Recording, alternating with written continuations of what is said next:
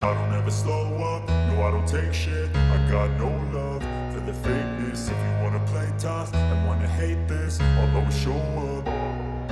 I don't ever slow up, no I don't take shit. I got no love for the fakeness. If you wanna play tough and wanna hate this, I'll always show up and make a statement. I don't ever slow up. Hai Sobat Harjo, kembali lagi di program Headline News Harian Jogja.com edisi Senin 11 Juli 2022. Bersama saya Salsabila Putri, inilah Headline News Harian Jogja.com selengkapnya. Headline pertama, harga bahan bakar minyak naik mulai hari ini. Ini daftar harganya di sejumlah daerah termasuk daerah istimewa Yogyakarta. Perseroan Terbatas Pertamina mengumumkan adanya penyesuaian harga bahan bakar minyak jenis Pertamax, Pertamax Turbo, Dexlite, Pertamina Dex, dan Pertalite mulai Minggu 10 Juli 2022. Hal itu disampaikan melalui pengumuman yang diunggah di situs resmi Pertamina, pertamina.com. Perseroan mengklaim harga bahan bakar tersebut telah dirancang sebagai wujud apresiasi bagi para pelanggan dalam memberikan pelayanan prima di SPBU yang tersebar di seluruh tanah air.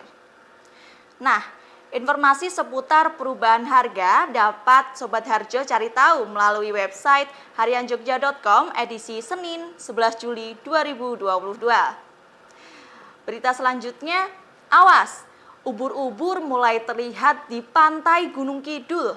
Sudah ada 14 orang menjadi korban.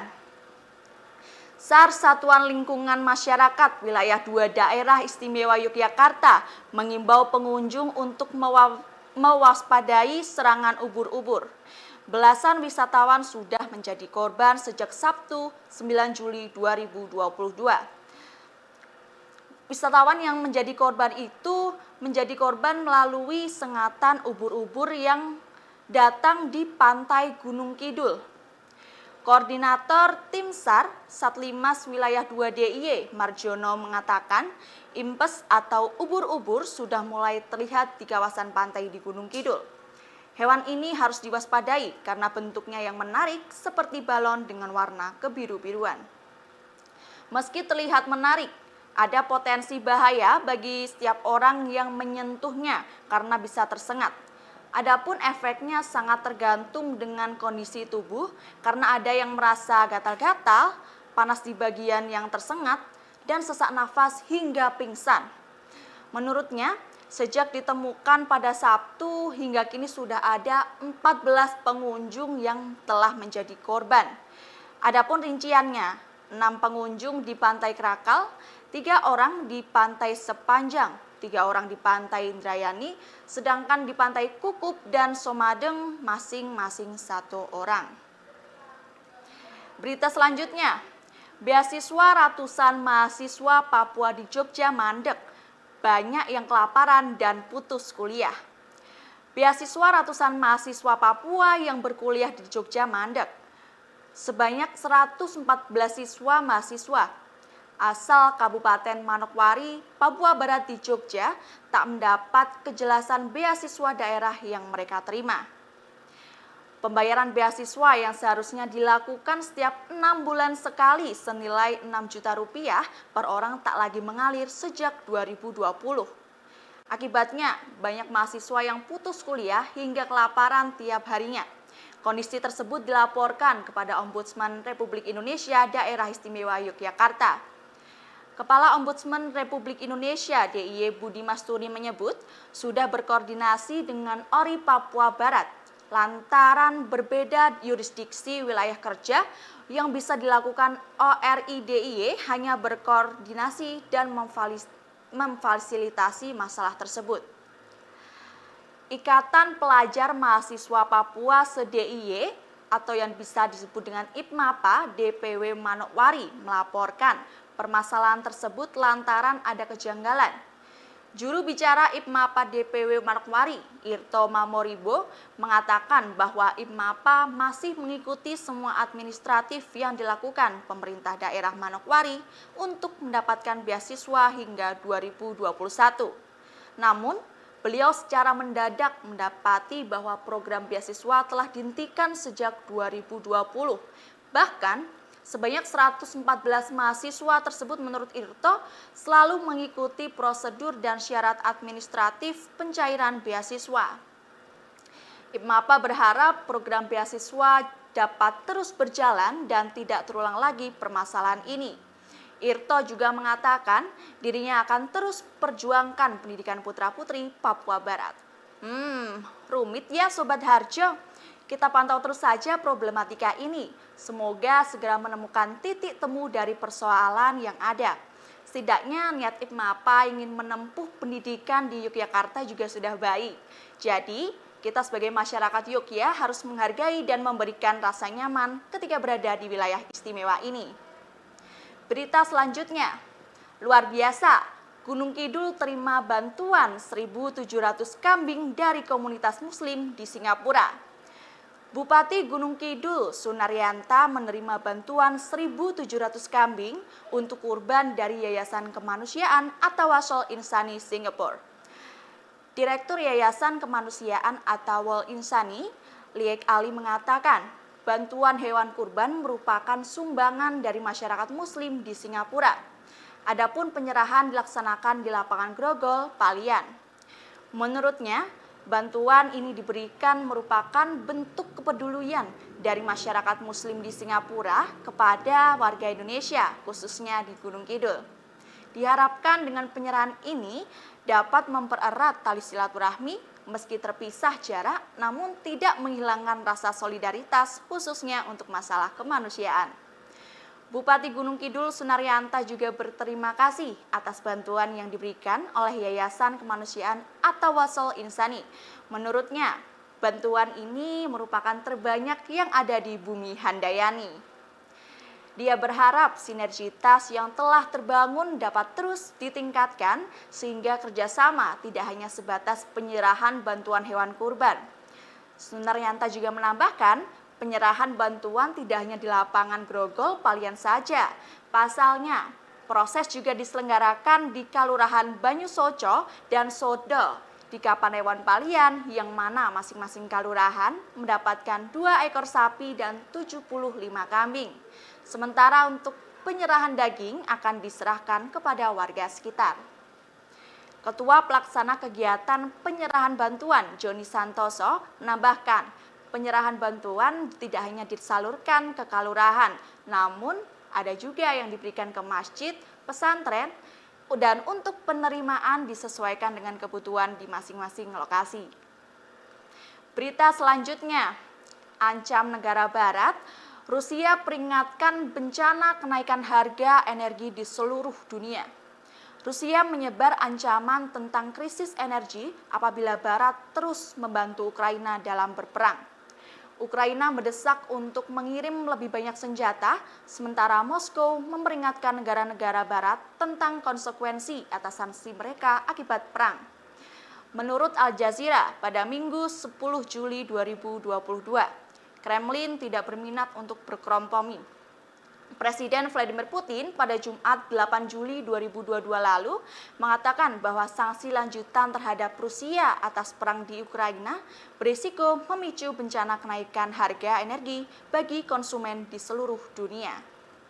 Berita ke-6, skuter listrik masih marak di Malioboro.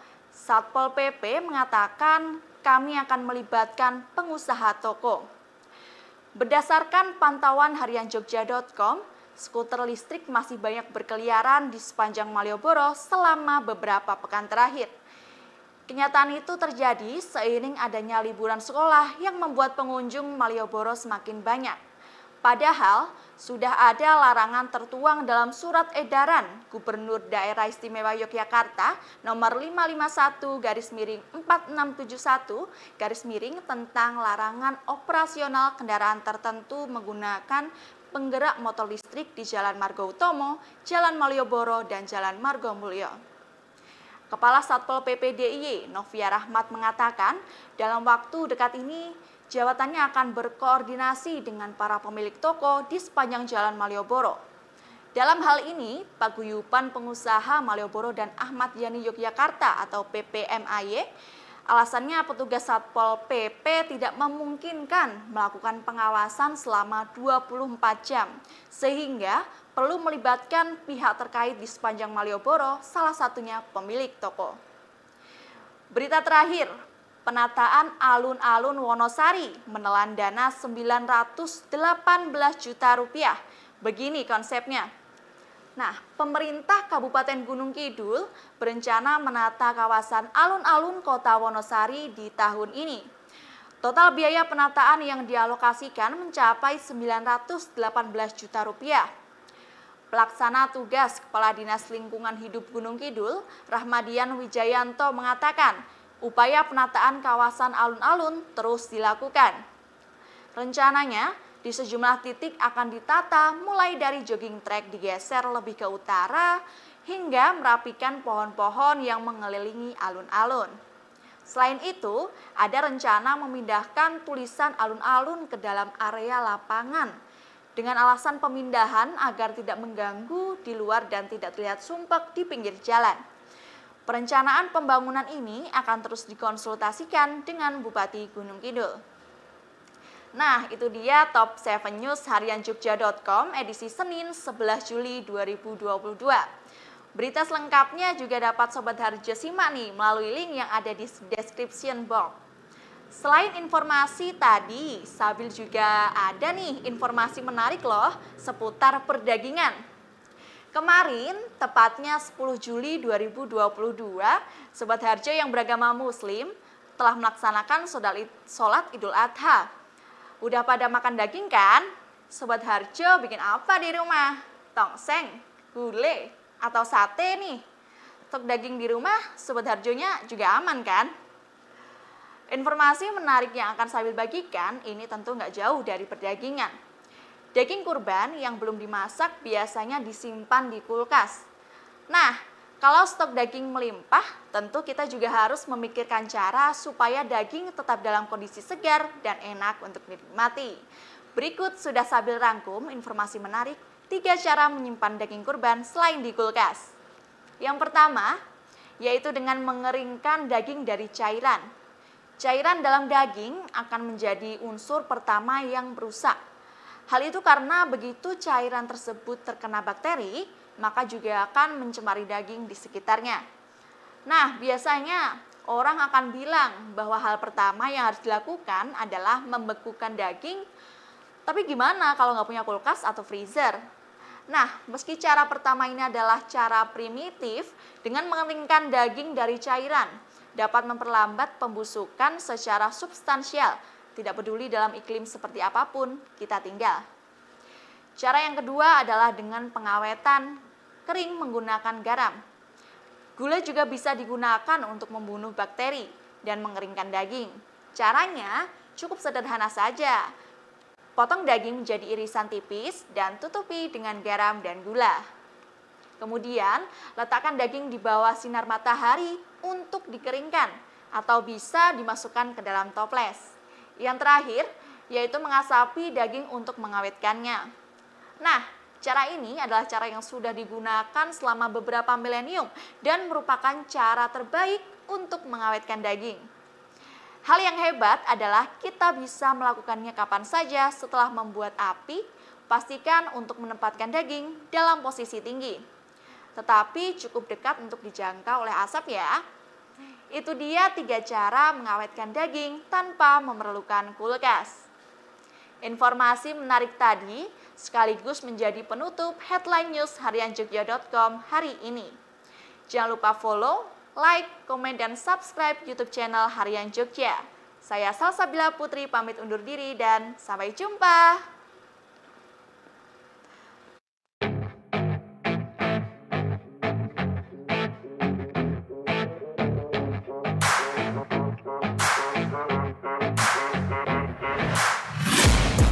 Taking shots at the enemy, I'm gonna make it to the top, leave a legacy.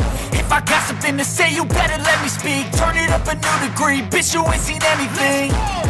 I pop off with the new rock, electronic, blow the sonic roof up. I'm too honest when I take a few shots, they're too toxic, need to